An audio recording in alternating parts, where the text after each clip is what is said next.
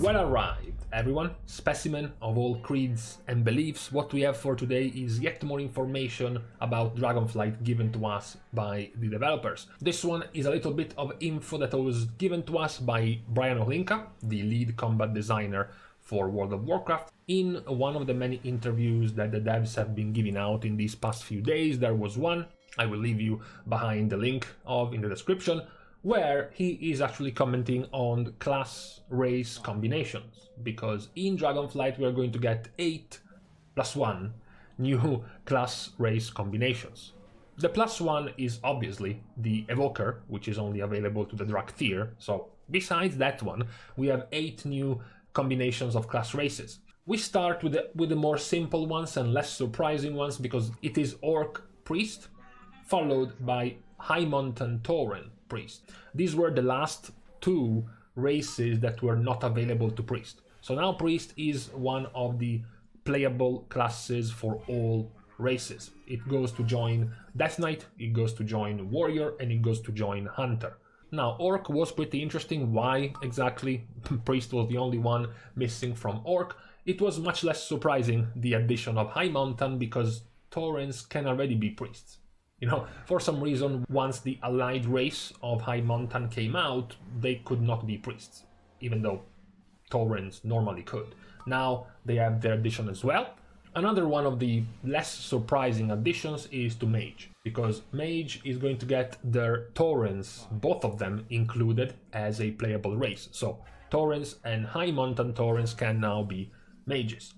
And also Mage goes to be another one of the classes that can be played by every single race in the game now. Yes, just exclude the Drak tier of Dragonflight. I'm talking about the normal races available in the game. It's a kind of interesting choice. You know, Tauren was never been able to be played as a Warlock or as a Mage, so as the 2 traditional caster specs. It's interesting that they choose Mage first. Perhaps Warlock is going to be soon to follow, but for the time being, Mage is what Taurens are going to get in Dragonflight. And then we go into the juicy part, because the juicy part, surprisingly enough, is Rogue. So, where's the juicy part? The juicy part is that Taurens, now both Tauren and the High Mountain Tauren version, are now going to be able to be played as a Rogue.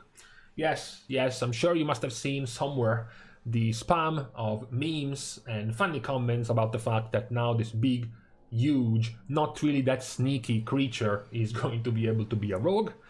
That's the fun part, I would have to say.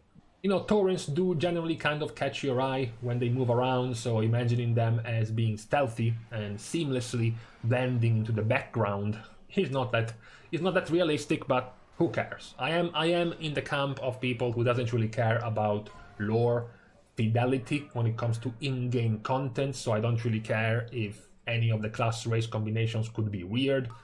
However, up to this point, now that we mentioned the High Mountain Taurens being rogues, we mentioned 6 new combinations, and they are all Horde side. None of them are new for the Alliance. There's only one new variant for the Alliance, which is going to be Rogue Draenei.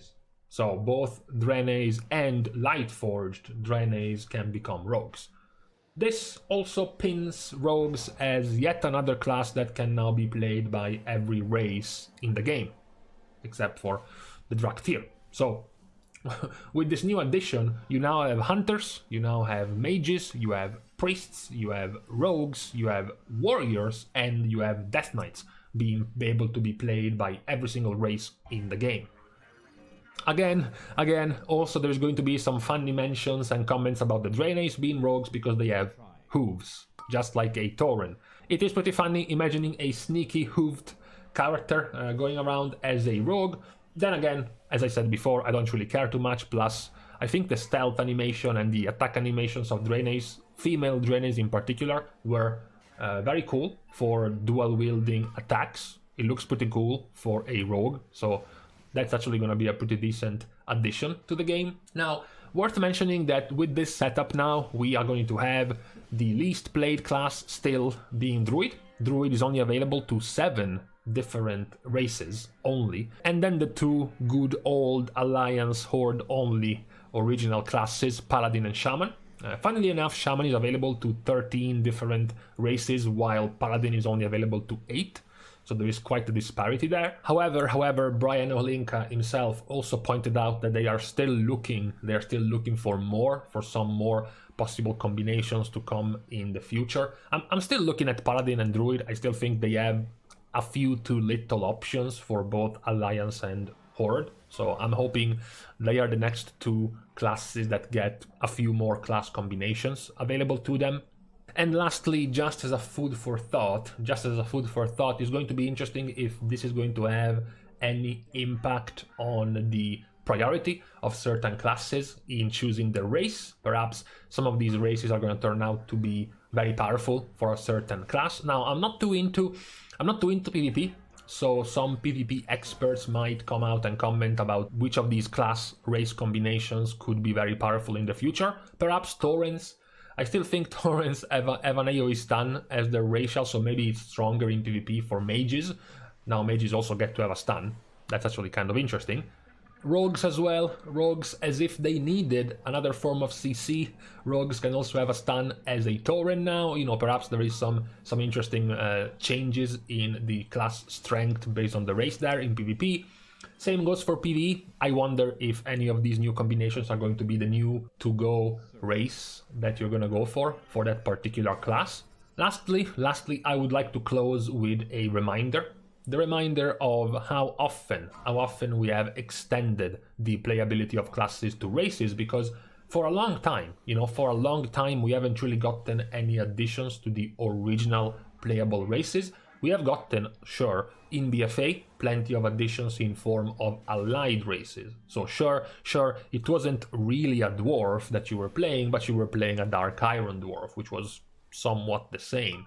And same goes for all the other allied races. So now we are back in Dragonflight to getting quite a few more. We are getting 8 new combinations in Dragonflight, and perhaps later down the line, maybe in future patches, we're also gonna get some more additions to the class race combinations. So with this being said, this was all for today. The mentions of all of the different new combinations of class races. You can let me guys know which ones you have already been planning on playing. Perhaps you have already gotten yourself ahead of time and started, like many people have pointed out, started saving in advance some of the very funny meme names available to Tauren rogues. I'm sure there are going to be plenty of people trying to snipe names like Invisible or Cowhide or similar other names for Tauren Rogue and the likes. So let me guys know what you think about any of these new class race combinations, if you are at all interested in trying some of these out. With this, however, I'm gonna leave you now to the rest of your Tuesday.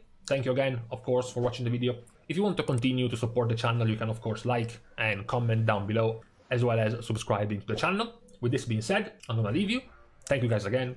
See you guys soon, and in the meantime, I'm not too excited. As for myself, I don't really play Rogue anymore. I don't care too much about Priest because I would be playing Forsaken anyways, and I hate how Tauren looks, so I wouldn't play it anyways. So, unlucky.